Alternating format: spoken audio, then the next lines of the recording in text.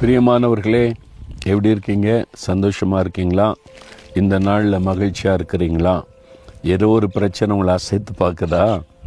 ஏதோ ஒரு போராட்டம், இன்றைக்கி என்ன பண்ணுறது, எப்படி செய்கிறது, அடுத்த வாரம் அல்ல இந்த மாதிரி இது எப்படி ஃபேஸ் பண்ணுறது, அப்படியே ஒரு ஷேக்கிங் இல்லை?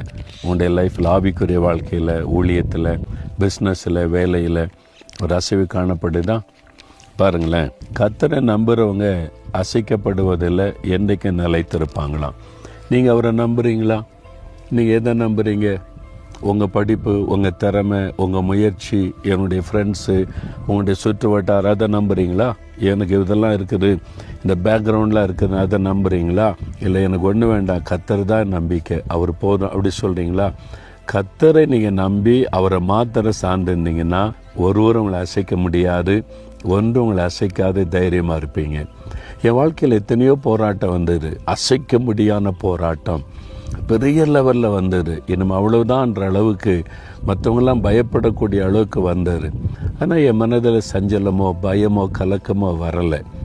ஏன் வரலைன்னு சொன்னால், என் நம்பிக்கை கர்த்தர். அவருக்கு தெரியாமல் என் வாழ்க்கையில் ஏதோ நடக்க போகிறதில்ல.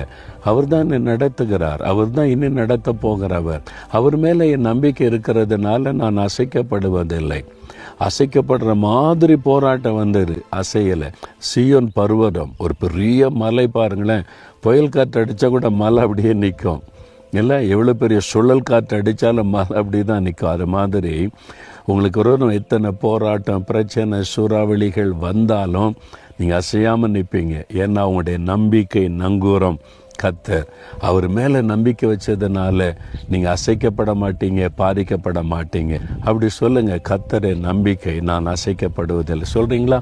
சொல்லுங்கள், ஆண்டவரை தகப்பனே, நீங்கள் தான் என் நம்பிக்கை, உங்களை நம்பி தான் என் வாழ்க்கை, நான் உங்களை நம்பித்தான் வாழுகிறேன், நான் அசைக்கப்படுவதில்லை. சாத்தான் அசைக்க முடியாது, எந்த பிரச்சனை போராட்டமும் என்னை அசைக்க முடியாது. கர்த்தரை நம்பிக்கையாக இருக்கிறபடியினால் ஸ்தோத்திரம், ஸ்தோத்திரம்.